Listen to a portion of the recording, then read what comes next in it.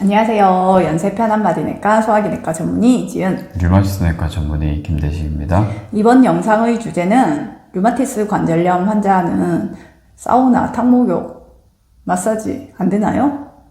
말이 이상한데. 해도 되나요? 입니다.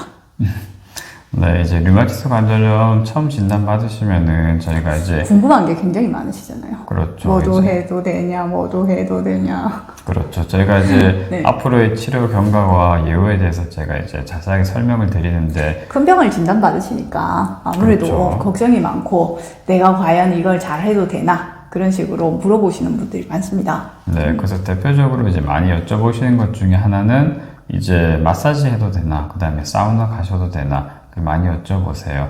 보통 이제 관절 아프신 지 꽤 돼서 오신 분들이 많기 때문에 아침에 그 사우나 가서 목욕탕 가서 따뜻한 물에 담그고 나면 좀 좋아져서 매일매일 목욕탕을 가신다. 그렇게 말씀하시는 분들 많이 있거든요. 실제로 그러면은 그런 것들을 해도 되냐?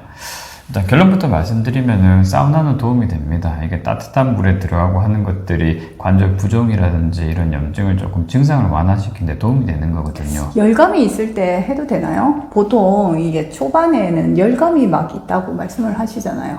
이제 통풍 관절염 같이 직접 이제 관절 내 염증이 결절성 때문에 생기는 경우에는 그런 것들이 전혀 도움이 안 되는데 류마티스 관절염 환자분들은 사우나를 해도 됩니다. 해도 되고 보통 또 이제 파라핀 같은 거 집에서 많이 하시죠. 파라핀 이제 담갔다 뺐다 하면 조금 증상이 완화될 수가 있는데 그런 것들도 증상 완화에는 도움이 됩니다. 근데 이게 증상을 완화시키는 거지 병이 좋아지고 그런 건 아니거든요. 그렇기 때문에 열심히 매일매일 뭐 아파서 몇 달 동안 계속 사우나를 가셨다. 그런데 치료받고 나니까 그냥 좋아져서 안 가신다는 분들이 대다수예요. 그렇기 때문에 뭔가 아침에 특히 뻣뻣하고 그럴 때 이제 그 따뜻한 물에 담갔다가 그 다음에 파라핀하고 그런 것들이 도움은 되는데 그런 걸 꼭 해야 되냐 그런 건 아니고 결국 병이 조절돼야지 된다는 거죠? 그렇죠. 결국 이제 과도해진 면역 기능을 이제 면역 반응을 저희가 조절할 수 있도록 면역 기능 조절을 쓰거든요. 그러면 이제 시간 지나면 다 좋아지시는 거고 그렇게 좋아지면 굳이 그런 거 안 하셔도 됩니다. 그런데 그냥 좋아서 할 수도 있잖아요. 해석 편하면 하셔도 되는데 이게 증상을 완화시키는 거지 병의 경과에 크게 도움이 되고 그런 건 아니거든요. 그렇기 때문에 따뜻한 물에 들어가고 그 다음에 뭐 파라핀이라든지 그런 건 도움이 됩니다. 그런데 마사지는 이게 좀 다른 얘기예요.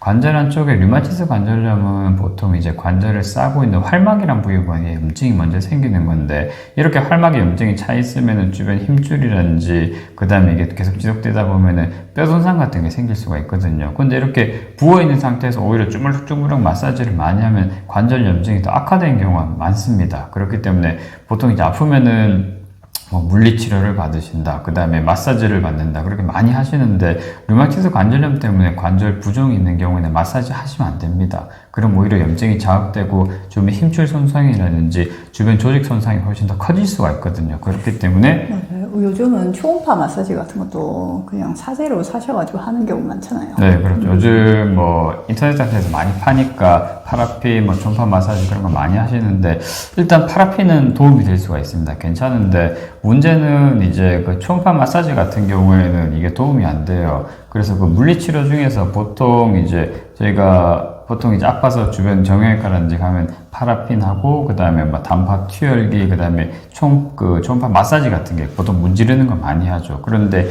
이 물리치료 중에서 단파 투열 되는 이제 물리치료랑 그 다음에 초음파 마사지는 오히려 염증을 악화시킵니다. 그렇기 때문에 이게 주무르는 거랑 비슷한 효과가 있는 거기 때문에 그건 하시면 안 돼요.